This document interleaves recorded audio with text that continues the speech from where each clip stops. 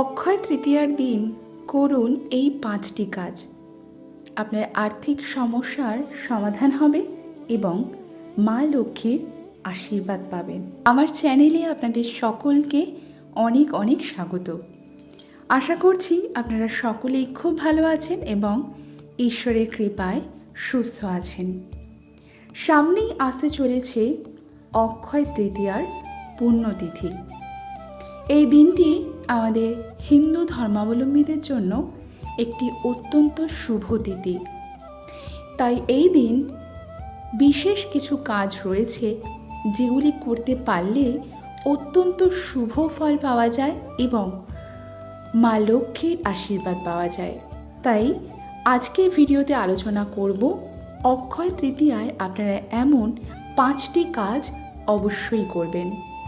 তাহলে চলুন বন্ধুরা ভিডিওর মূল পর্বে যাওয়া যাক। তবে মূল পর্বে যাওয়ার আগে আমার সকল বন্ধুদের কাছে অনুরোধ, সম্পূর্ণ ভিডিওটি দেখবেন। আশা করছি আপনাদের ভালো লাগবে। আর যদি ভালো লাগে অবশ্যই আমার ভিডিওতে একটি লাইক করবেন এবং আমার চ্যানেলে যদি নতুন হয়ে থাকেন আমার চ্যানেলটিকে সাবস্ক্রাইব করে রাখার অনুরোধ রইল।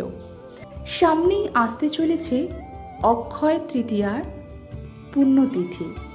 হিন্দু ঐতিহ্য অনুসারে 3টি বিজয় মুহূর্ত রয়েছে: বসন্ত পঞ্চমী, অক্ষয় তৃতীয়া এবং দশেরা, যা প্রতি বছর পালিত হয়।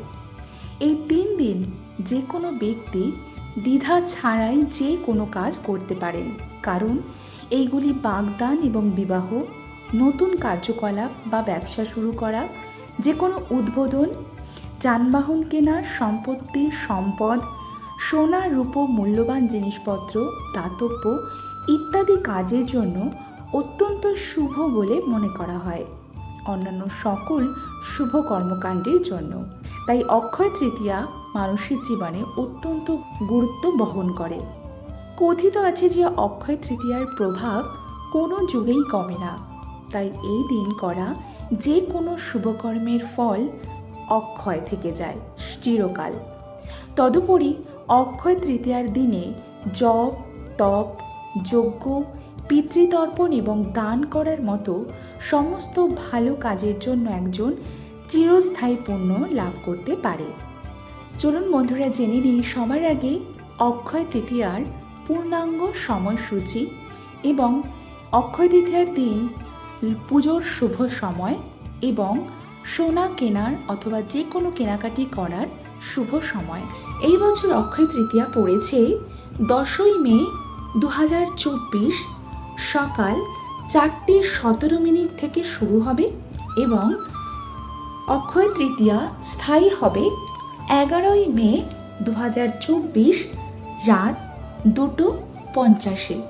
অক্ষয় তৃতীয়ার পুজোর শুভ মুহূর্ত ভোর 10ই মে ভোর 5:45 থেকে দুপুর 12:05 পর্যন্ত এবং অক্ষয় তৃতীয়ায় সোনা কেনার শুভ সময় সারাদিনই থাকবে, অর্থাৎ 10ই মে 4:17 থেকে 11ই মে 2:50 পর্যন্ত সারাদিনই সোনা কেনার শুভ সময় থাকবে। তাই এই দিন যে কোনো সময়ে বিয়ে, গৃহপ্রবেশ বা নতুন ব্যবসা শুরু করার মতো কাজ করা যায়।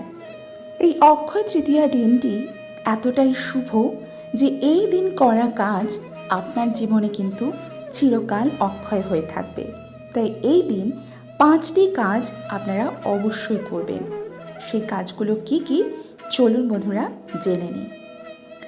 সবার আগে এই অক্ষয় তৃতীয়ার দিন সকাল সকাল ঘুম থেকে উঠবেন এবং সকালবেলা ঘুম থেকে ওঠার পর আপনার বাড়ি ঘর দোর খুব সুন্দর করে পরিষ্কার করবেন। কোথাও যেন কোনো রকম নোংরা আবর্জনা না থাকে এই দিন। তারপর অবশ্যই আপনারা স্নান করবেন। কিন্তু এই দিন বলা হয় গঙ্গা স্নানে মোক্ষ লাভ হয়। তাহলে যদি সম্ভব হয় আপনাদের কাছাকাছি যদি কোনো পুণ্য নদী থাকে অথবা গঙ্গা নদী থেকে থাকে, তাহলে সেখানে আপনারা পবিত্র স্নান করতে পারেন। আর যদি সেটি সম্ভব না হয়, আপনারা বাড়িতেই স্নানের জলে একটুখানি গঙ্গা জল মিশিয়ে স্নান সেরে শুদ্ধ বস্ত্র পরিধান করে ঠাকুর ঘরে যাবেন এবং আপনার ঠাকুর ঘরে গিয়ে নিয়ম কানুন সমস্ত কিছু মেনে ভগবান বিষ্ণুর সঙ্গে মা লক্ষ্মীর পুজো করবেন। এছাড়াও দেবী লক্ষ্মীকে খুশি করার জন্য অক্ষয় তৃতীয়ার দিন আপনারা মা লক্ষ্মীকে পদ্ম বা গোলাপ ফুল নিবেদন করতে পারেন এবং ভোগের মধ্যে অবশ্যই ক্ষীর নিবেদন করবেন। এটি করলে জীবনে ধন সম্পদ ও সমৃদ্ধির অভাব হয় না। শাস্ত্রে উল্লেখ করা হয়েছে যে অক্ষয় তৃতীয়া হল সেই তিথি যা সমস্ত পাপ ধ্বংস করে এবং সমস্ত সুখ প্রদান করে। এই দিনে করা দান ও সৎ কাজ চিরন্তন থাকে, অর্থাৎ তা কখনোই বিনষ্ট হয় না। অক্ষয় মানে ন অক্ষয় ইতি অক্ষয়, মানে যা কখনো ক্ষয় হয় না সেই অক্ষয়। এই তিথিতে করা শুভকর্মের পুণ্য অক্ষয় থাকে এবং এই দিনে পাদুকা, চাটাই, ছাতা, চাল, লবণ, ঘি, তরমুজ এবং গ্রীষ্মের শুরুতে শশা, চিনি, এগুলো যদি আপনারা দান করতে পারেন তাহলে অত্যন্ত পুণ্য বলে বিবেচিত হয়। এছাড়াও আপনারা অক্ষয় তৃতীয়ার দিন গাছ লাগাতে পারেন। গাছ লাগালে পুণ্য হয়।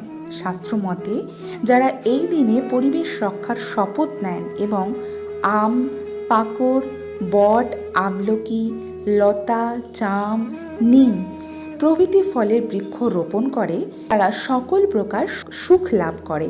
যেমন অক্ষয় তৃতীয়ার দিনে রোপিত গাছগুলি সবুজ ও সমৃদ্ধ হয়, তেমনি যে ব্যক্তি এই দিনে গাছ লাগায় সেও উন্নতির পথে অগ্রসর হয় এবং অন্যে অসীম পুণ্যের অংশীদার হয়।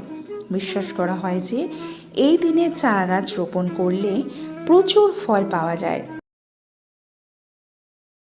এছাড়াও আরও একটি কাজ এই দিন করতে পারেন, সেটি হলো সোনা কিনতে পারেন। এটি একটি ধর্মীয় বিশ্বাস যে মা লক্ষ্মী স্বর্ণে বাস করেন এবং উত্তর দিকটি মা লক্ষ্মী এবং সম্পদের দেবতা কুবেরের বলে বিশ্বাস করা হয়।